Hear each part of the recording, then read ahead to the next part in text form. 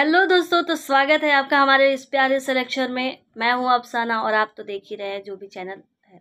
यहाँ पे दो चैनल्स हैं, माइंड मनी ज्ञान अफसाना और अफसाना अनलॉक। ये वीडियोस दोनों ही चैनल पे जाएंगी और फेसबुक पे तो जाएंगी, क्योंकि यार दो अलग अलग चैनल है। वहाँ पर अभी उस टॉपिक से रिलेटेड मैं वीडियोस नहीं बना पा रही हूँ, क्योंकि अभी मेरा जो जर्नी चल रहा है मैं उस पर फोकस करना चाहती हूँ। तो अलग अलग करूँगी तो पता चला कि मैं क्या कहीं की नहीं रही, मतलब कि 100 बॉल मेरे ऊपर उछाले जा रहे हैं और मुझे कैच करना है। तो अगर मैं 100 के 100 कैच करना चाहूँगी तो जाहिर सी बात है मैं एक भी बॉल को कैच नहीं कर पाऊँगी।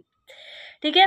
अब देखो, कल रात से मेरे मन में एक सवाल चल रहा था यार कि बीएससी के भी स्टूडेंट्स होंगे, कुछ नीट कर रहे होंगे, कुछ 11th में होंगे, कुछ 12th में होंगे, कुछ ड्रॉपर यानी बीच के लोग होंगे, यानी 12th पास कर लिए और ड्रॉप ले लिया है यार, कुछ कोर्स का परस्यू कर रहे होंगे। तो कुछ सोच रहे होंगे कि यार चलो बीएससी ही है ना, बाद में कर लेंगे। तो इस तरीके के जितने भी ऑडियंस मुझे देख रही हैं या देख रहे हैं, वो प्लीज़ कमेंट में बता देना कि मैं इस क्लास में हूँ, उस क्लास में हूँ। ठीक है। अब दूसरी बात ये कि जो बीएससी कर रहे हैं, अब बीएससी में फर्स्ट सेमेस्टर भी हो सकता है, second semester, third semester, fourth semester, fifth semester, sixth semester, और मतलब नेशनल न्यू एजुकेशनल पॉलिसी के तहत जो 2020 में लागू हुई थी, उसके तहत अगर 4 साल का कोर्स है, क्योंकि हमारे कॉलेज में तो अभी 3 साल का ही कहा जा रहा है कि 3 साल का ही कोर्स है, 4 साल का है तो ये 7th सेमेस्टर 8th सेमेस्टर भी ले लो ना। ठीक है।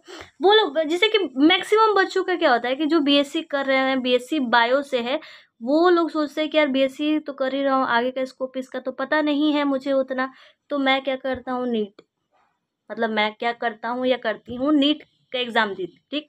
अब ये सवाल आता है कि बीएससी के साथ साथ हम नीट एग्ज़ाम की तैयारी कैसे करें। देखा जाए तो अब सितंबर चल रहा है, सितंबर, अब मई में 3 मई को एग्ज़ाम है, यानी कि बीच में देखा जाए तो ये अक्टूबर, नवंबर, दिसंबर, जनवरी, फरवरी, मार्च, अप्रैल, मई, मई में तो है ही, तो टोटल 7 महीने हैं और अप्रैल भी अब बीतने को है। ठीक है। अब मैं भी उसी कैटेगरी में हूँ यार, बीएससी के साथ नीट करना चाहती हूँ और मैं चाहती हूँ कि कुछ ना कुछ स्कोप इसमें भी निकाल लो। ठीक है।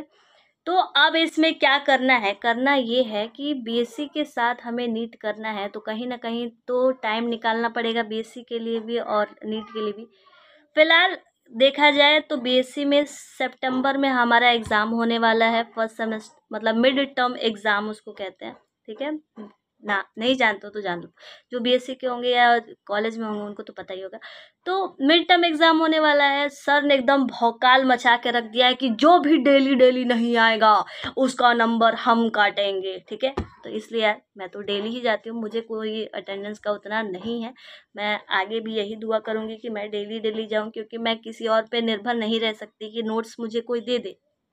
और मैं अभी किसी कोई कोचिंग भी परस्यू नहीं करना चाहती हूँ, नहीं करूँगी। मतलब मेरा मानना ये है कि सेल्फ स्टडी करना चाहिए, सेल्फ स्टडी में इम्प्रूवमेंट ज़्यादा होगी, टाइम आपको ज़्यादा मिलता है चीज़ें पढ़ने के लिए। ठीक। कोचिंग के लिए नीट के लिए भी अब उतना कोचिंग का नहीं, क्योंकि कोचिंग करके देख लिया है, कमी हमारे अंदर है, क्योंकि हम सेल्फ स्टडी नहीं कर पा रहे हैं।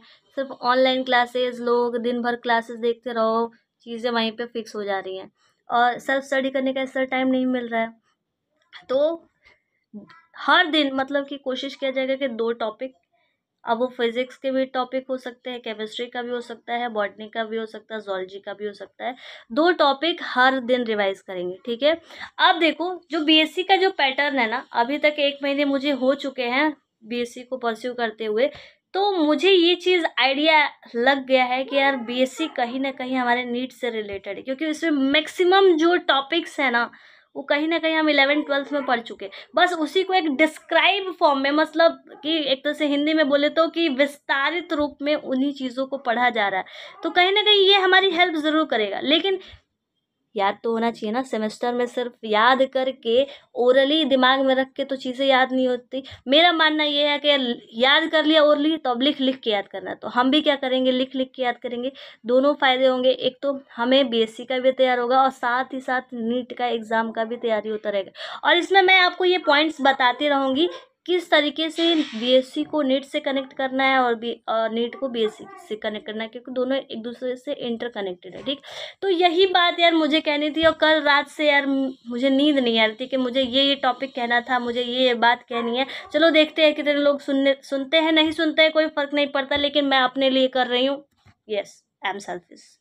जब सब लोग सेल्फिश होंगे कि हाँ यार मुझे खुद के लिए पढ़ना है, तो शायद क्या, मुझे यकीन है 100% वो अपने लिए कुछ ना कुछ बेहतर तो कर ही सकते हैं, कर सकते हैं ना।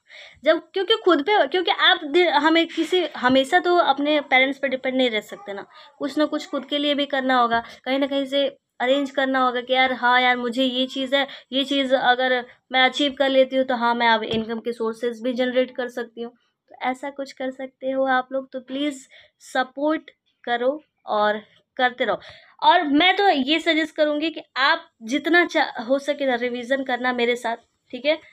तो बस इतना कहना था। और भी कुछ छूट रहा है क्या, सोच लेती हूँ सपने में क्या क्या और कहा था कि मुझे ये कल बोलना है। बीएससी प्लस नीट का हो गया, ठीक है, और रिवीजन का मैंने बता ही दिया, तो ठीक है ये चीज़ करनी है।